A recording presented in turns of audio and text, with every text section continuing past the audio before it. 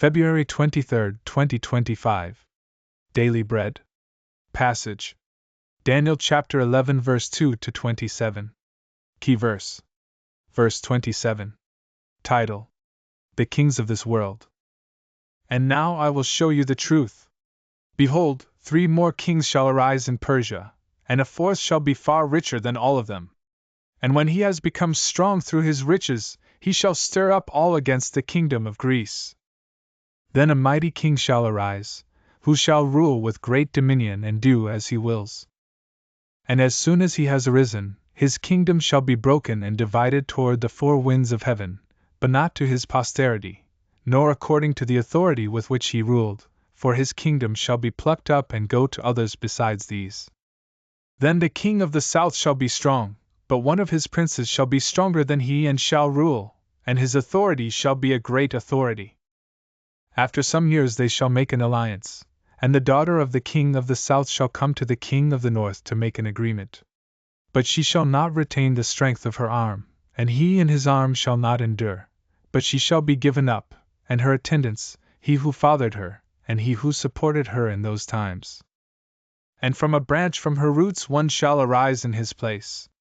He shall come against the army and enter the fortress of the king of the north, and he shall deal with them and shall prevail. He shall also carry off to Egypt their gods with their metal images and their precious vessels of silver and gold, and for some years he shall refrain from attacking the king of the north. Then the latter shall come into the realm of the king of the south but shall return to his own land. His sons shall wage war and assemble a multitude of great forces, which shall keep coming and overflow and pass through, and again shall carry the war as far as his fortress. Then the king of the south, moved with rage, shall come out and fight against the king of the north. And he shall raise a great multitude, but it shall be given into his hand. And when the multitude is taken away, his heart shall be exalted, and he shall cast down tens of thousands, but he shall not prevail. For the king of the north shall again raise a multitude, greater than the first. And after some years he shall come on with a great army and abundant supplies. In those times many shall rise against the king of the south, and the violent among your own people shall lift themselves up in order to fulfill the vision, but they shall fail. Then the king of the north shall come and throw up siege works and take a well-fortified city. And the forces of the south shall not stand, or even his best troops, for there shall be no strength to stand. But he who comes against him shall do as he wills, and none shall stand before him. And he shall stand in the glorious land, with destruction in his hand. He shall set his face to come with the strength of his whole kingdom, and he shall bring terms of an agreement, and perform them. He shall give him the daughter of women to destroy the kingdom, but it shall not stand or be to his advantage.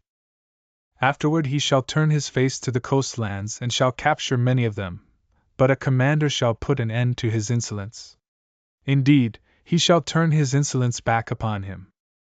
Then he shall turn his face back toward the fortresses of his own land, but he shall stumble and fall, and shall not be found. Then shall arise in his place one who shall send an exactor of tribute for the glory of the kingdom. But within a few days he shall be broken, neither in anger nor in battle. In his place shall arise a contemptible person to whom royal majesty has not been given. He shall come in without warning and obtain the kingdom by flatteries. Armies shall be utterly swept away before him and broken, even the prince of the covenant. And from the time that an alliance is made with him he shall act deceitfully, and he shall become strong with a small people. Without warning he shall come into the richest parts of the province, and he shall do what neither his fathers nor his fathers' fathers have done, scattering among them plunder, spoil, and goods.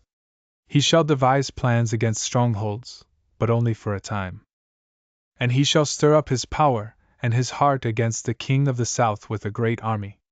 And the king of the south shall wage war with an exceedingly great and mighty army, but he shall not stand, for plots shall be devised against him. Even those who eat his food shall break him. His army shall be swept away, and many shall fall down slain. And as for the 2 kings, their hearts shall be bent on doing evil. They shall speak lies at the same table, but to no avail, for the end is yet to be at the time appointed. Daily Bread Message. The heavenly man explained that the Persian Empire will have 4 more kings and will fight against Greece. Then, a mighty king will come next who will do as he pleases. After him, his kingdom will be parceled out toward the 4 winds. A kingdom will form in the south towards Egypt and the beautiful land, and another kingdom will be in the north by Syria.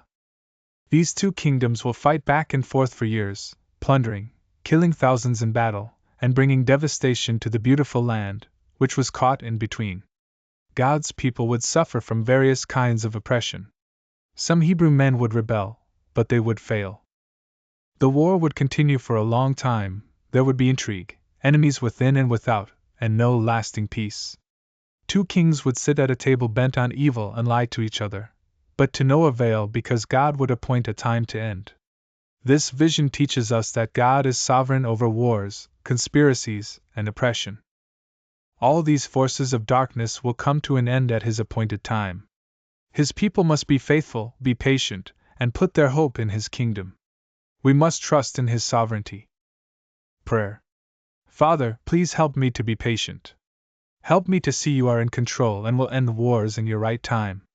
One word. Be patient for God's appointed time.